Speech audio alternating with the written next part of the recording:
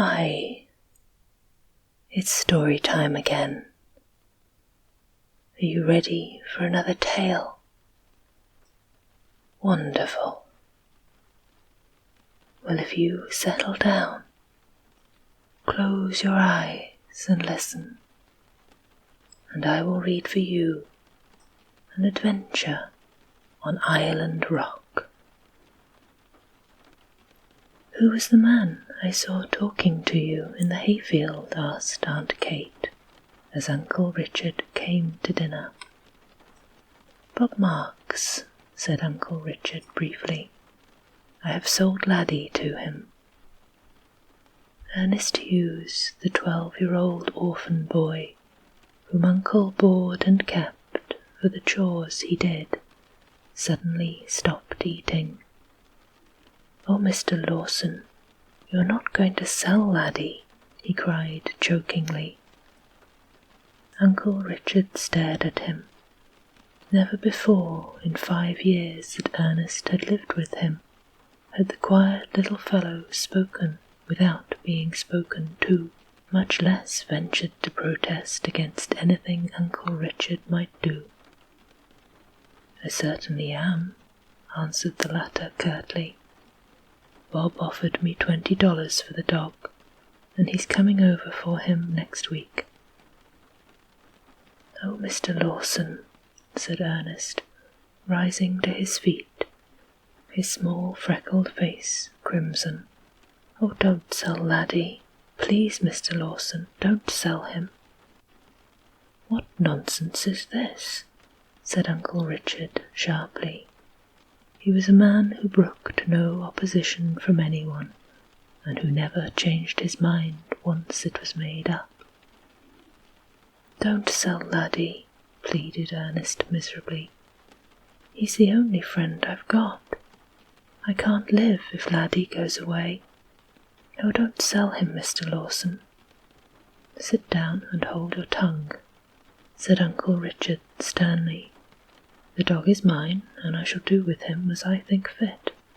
He is sold, and that is all there is about it. Go on with your dinner.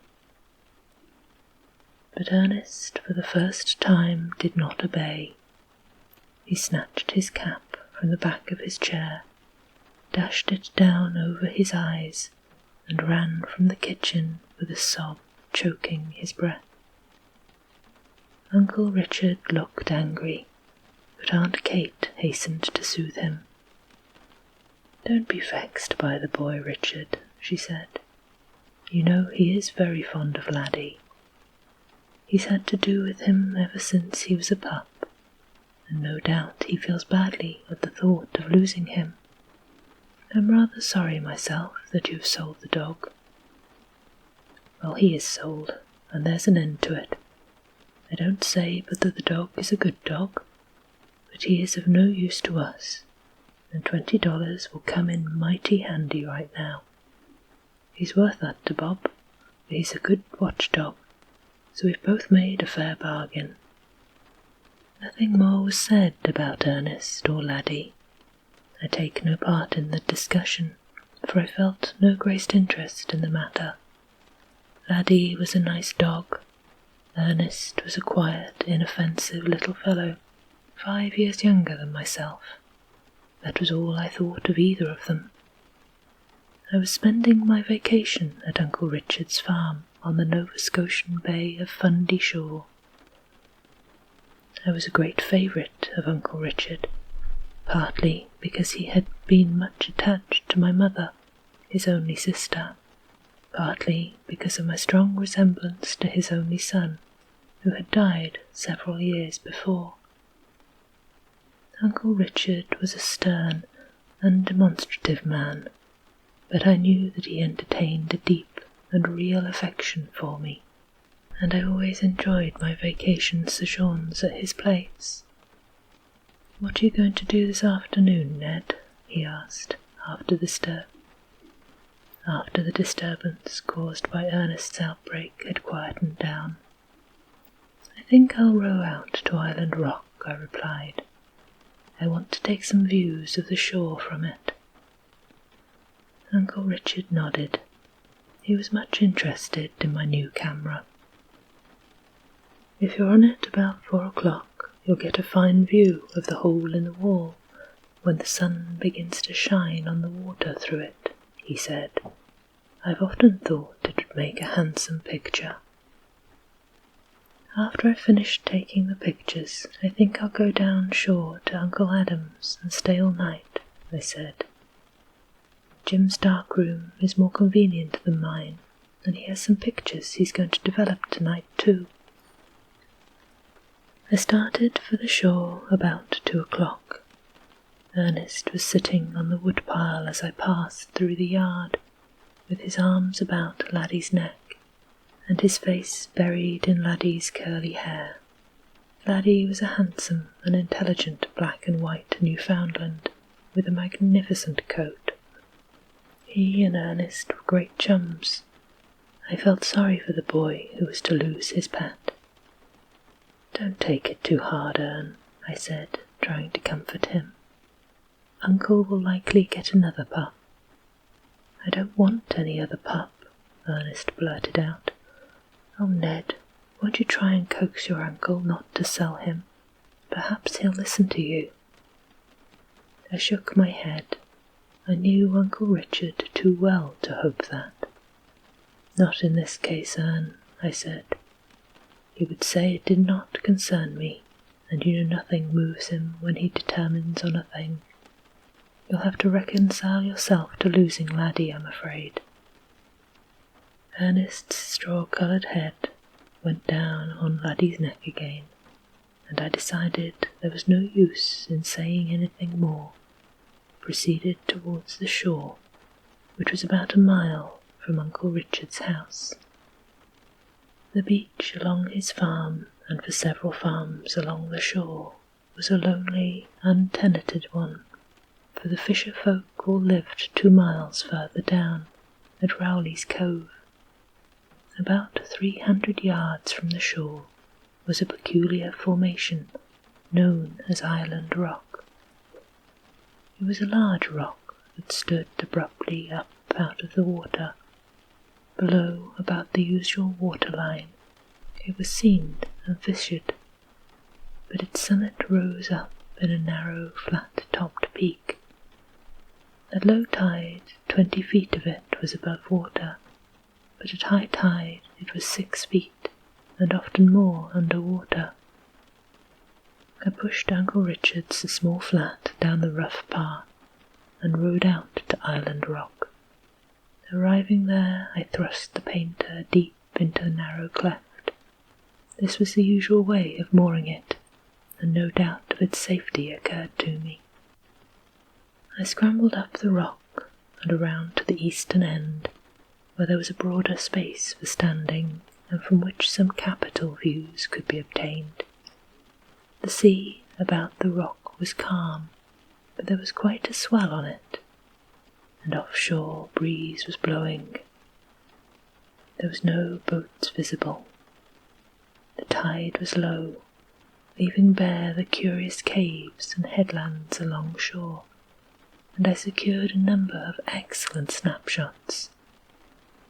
It was now about 3 o'clock.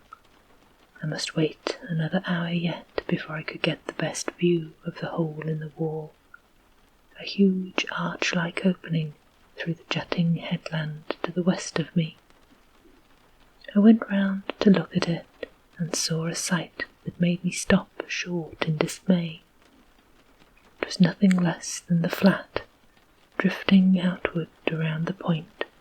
The swell and suction of the water around the rock must have pulled her loose, and I was a prisoner. At first my only feeling was one of annoyance. Then a thought flashed into my mind that made me dizzy with fear. The tide would be high that night. If I could not escape from Island Rock, I would inevitably be drowned. I sat down limply on a ledge and tried to look matters fairly in the face. I could not swim. Calls for help could not reach anybody. My only hope lay in the chance of somebody passing down the shore or of some boat appearing. I looked at my watch. It was 3:15. The tide would begin to turn about 5, but it would be at least 10 before the rock would be covered. I had then little more than 6 hours to live unless rescued. The flat was by this time out of sight around the point. I hoped that the sight of an empty flat drifting down the shore might attract someone's attention and lead to investigation. That seemed my only hope. No alarm would be felt at Uncle Richard's because of my non-appearance. They would suppose I had gone to Uncle Adam's. I have heard of time seeming long to a person in my predicament, but to me it seemed fairly to fly, for every moment decreased my chance of rescue. I determined I would not give way to cowardly fear, so, with a murmured prayer for help, I set myself to the task of waiting for death as bravely as possible. At intervals I shouted as loudly as I could, and when the sun came up to the proper angle for the best view of the hole in the wall, I took the picture. It afterwards turned out to be a great success, but I have never been able to look at it without a shudder.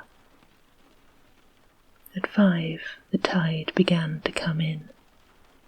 Very, very slowly the water rose around Island Rock. Up, up, up it came, while I watched it with fascinated eyes, feeling like a rat in a trap. The sun fell lower and lower. At 8 o'clock the moon rose large and bright. At 9 it was a lovely night, dear, calm, bright as day, and the water was swishing over the highest ledge of the rock. With some difficulty I climbed to the top and sat there to await the end. I had no longer any hope of rescue, but by a great effort I preserved self-control. If I had to die, I would at least face death staunchly. But when I thought of my mother at home, it tasked all my energies to keep from breaking down utterly. Suddenly I heard a whistle. Never was sound so sweet. I stood up and peered eagerly shorewards. Coming around the hole in the wall headland, on top of the cliffs, I saw a boy and a dog. I sent a wild halloo ringing shorewards. The boy started, stopped, and looked out toward Island Rock. The next moment he hailed me. It was Ernest's voice, and it was Laddie who was barking beside him. "Ernest," I shouted wildly, "run for help! Quick! Quick! The tide will be over the rock in half an hour.